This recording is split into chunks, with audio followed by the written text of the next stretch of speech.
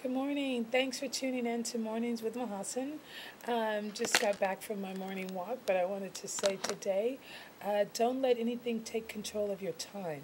Your time is very, very valuable, and as you're moving around, getting things done, working on your goals, there's always some kind of distraction that pops up, or always someone that has an emergency that needs your time, and the distractions keep us from progressing and keep us from reaching our goal.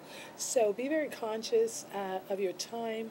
Get you an organizer, write it down in the organizer.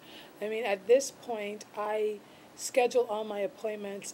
I'm usually booked like a week in advance, 2 weeks in advance. So at least you have a focus on the things you're trying to accomplish.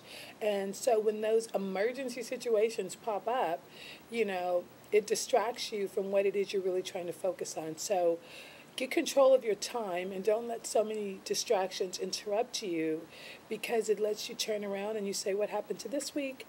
What happened last week? Then you go into 2 months and your goals keep putting back. And you want to accomplish those goals so that you can have more victories to speak in and you can progress further. So when people rob your time and obstacles rob your time, it actually also robs your victory. So take control of your time.